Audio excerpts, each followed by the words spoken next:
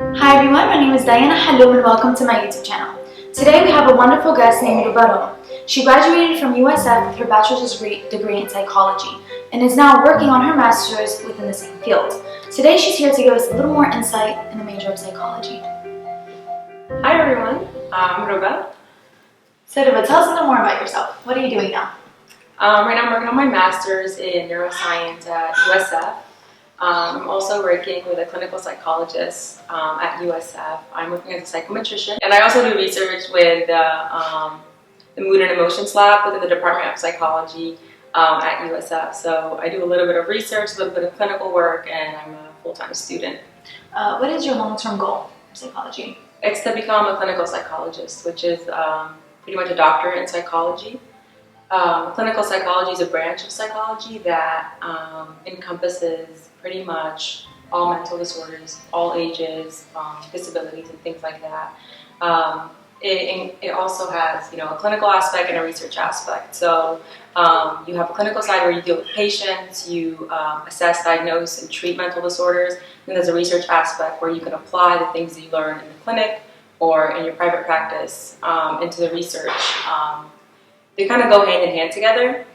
So you have, you get to take things that you learn in research and apply it in a clinical setting and vice versa. So I think that's a really cool What aspect. kind of researchers did you work with? I worked in a lot of different types of labs. I worked with personality disorders, cognitive impairments, a lot of neuroscience background like Alzheimer's disease, Parkinson's disease.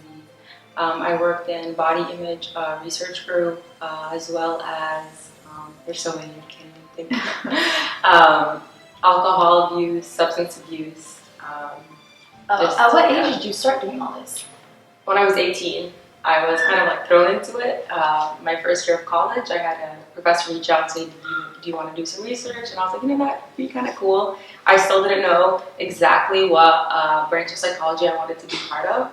Or where I would go with my career, but as soon as I got tossed into that, I just kept going and going, trying to get try to be well-rounded, so know a lot of different types of mental illnesses and how they affect different people, things like that. How did you become interested in this field? So it's a long story. When I was in 11th grade, I was part of the IB program at King High School, and I had a really I guess I would say she was an inspiring psychology teacher, and I think she really drew me into the field a lot more than you would expect a regular teacher to. And so when I graduated, I was really excited, and I knew I wanted to pursue psychology. So I went to Palestine that summer, and I was like, I want to enroll in a school, a university in Palestine. So I transferred my credits there since they were international. It worked out. And I was like, I'm going to just study overseas and, live away from my parents. And everything seemed to be working out until I, told my family members about this. And there was a lot of backlash, like, oh, you want to study psychology? It's not a real field. This is, you could take it. There's actually a major for it, but it's not really serious. People take it as like a filler kind of thing. And pretty much what they call a psychologist in Palestine is Doctora Nafsani, or Nafsiya, I think. Mm-hmm. And it's like the doctor of the self. And so, it makes sense when you translate it, but to them, when you say that, it's kind of like a taboo, like it's not a real job, it's not a real field. It's more of a Western concept, something that people in America, or I would say, even in Europe or wherever, that we've developed this, but it's not an actual field. So I was discouraged of studying it there because I wanted to get the best experience and the best education I could. So I went back to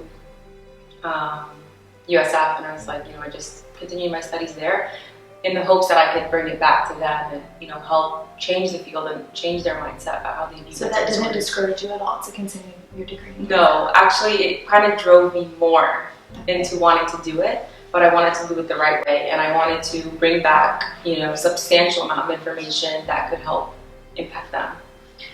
When you were there, did you see or experience anything that triggered you from what you've seen or from yourself with any of these disorders to continue this major, or was it something like when you were there? Did you see it? Were you exposed to these disorders while you were there?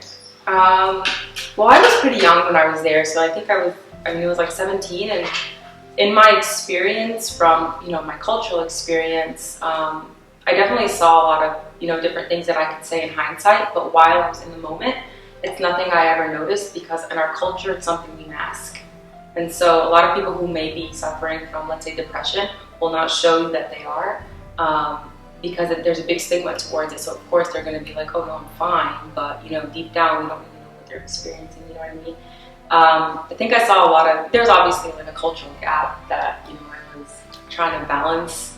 I know when I was younger, I did experience a lot of, like, I was a little chubbier, and so it was a lot of backlash for being chubby, even though there were the things that, developmentally and, growing up, my parents, they would feed you like a Twinkie bar or something, and, I would have 3 instead of 1, so just kind of went on from there. Yeah, exactly. But I think with those habits that I kind of acquired growing up, I got a lot of, negative comments like daily about my weight and stuff. And so when I was going through that phase of, trying to lose weight, trying to do it healthy, even though sometimes you can't be that healthy when you're, trying to fight not just yourself, you're kind of fighting everyone else around you to just like kind of back off you.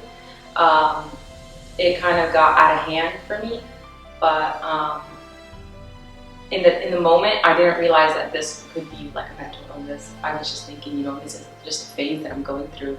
And as I grew up and I learned more about the field of psychology, I realized, this is really important, especially in our culture. We have so much, I don't want to say importance, but we have such the limelight is always on the way you look. Mm-hmm. And so it really, it affects a lot of young women especially. And I think it's sad that we put it in the back burner and we ignore it and we think this is normal because it's not. Have you had any experiences that triggered you to think that you wanted to lose weight since? Yeah, I think for me it's been an on and off process a lot because, I tried to diet, it didn't work.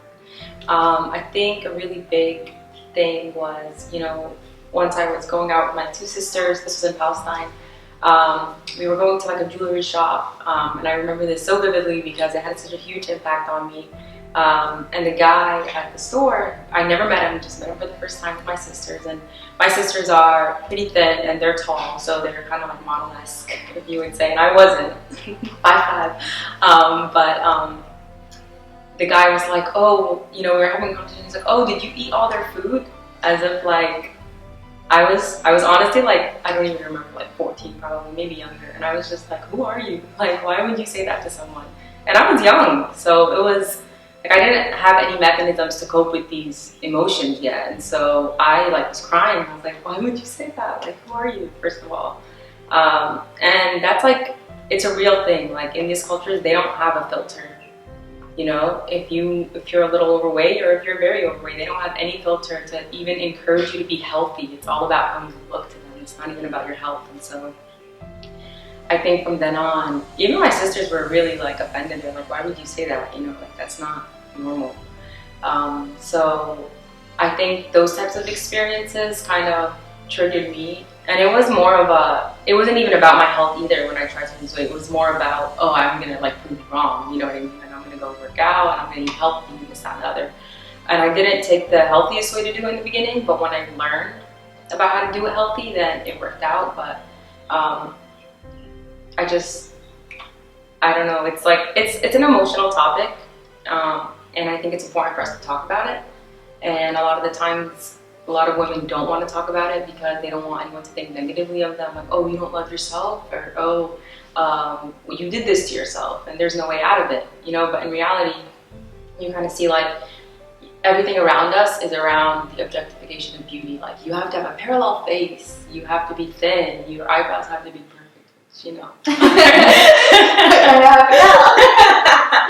No, but it's, your hair has to be straight. There's even a thing where you have to be lighter skin. Like if you're a tanner, or you're a little darker skin, you should do things to make yourself lighter skin. And dye your hair blonde, or do any little thing that, can make you look more beautiful in the eyes of other people. And I think that's where the downfall of our society comes.